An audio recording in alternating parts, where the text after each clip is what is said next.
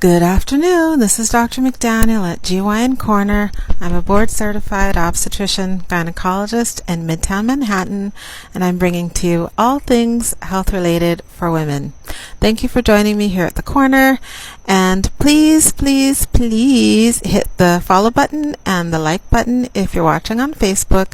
Check out the YouTube channel. It's also called GYN Corner. Hit the subscribe button so you get a heads up on what I'm presenting, and thumbs up if you enjoy the content. Please leave questions and comments on topics you'd like to hear about or have answered, and check out the podcast. It's also GYN Corner, and leave a review on Apple, iTunes, or podcasts to let me know and to let others know what you enjoy about GYN Corner. Today is a part 2 on thyroid nodules or thyroid masses.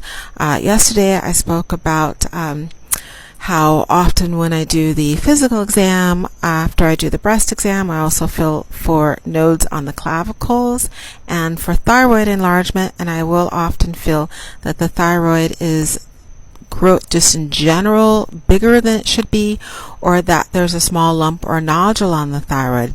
I say often, but maybe it's about 20% of the time I'll feel that the thyroid's enlarged or that there's a lump. Realistically speaking, when we as physicians feel the thyroid, we should feel pretty much nothing or just a little hint of a soft tissue right at the base of the neck. So it's right above the clavicles, or what people call the I forget the generic name for it, but the clavicles. So it's right above the clavicles, right at the base of the neck. It's a butterfly-shaped gland. It's right there if you're watching on YouTube, right there. And it should feel either just like a soft, slight pudginess, or you really should barely feel anything. And if you feel an obvious fullness or an obvious lump, then that's not normal. As I mentioned yesterday, everyone should see their primary care physician for a basic evaluation if the thyroid's enlarged, and then depending on the source of the enlargement, it would be a referral to an otolaryngologist, an ENT, ear, nose, and throat doctor, or to an endocrinologist, which is a hormone specialist for the thyroid. Now, there are several reasons why the thyroid may be just grossly, generally fuller and plumper than it should be versus normal size with a lump or a mass or a bump on it. If it's in generally fuller or thicker or lumpier, just kind of fatter than it should be, around the world the most common reason for that is iodine deficiency. And in the States that's not very common because we often have seasoning and salts are iodine as an increased source of iodine for us, because iodine is added to our salts, our seasoning. So in the States, that's a very rare cause of thyroid enlargement.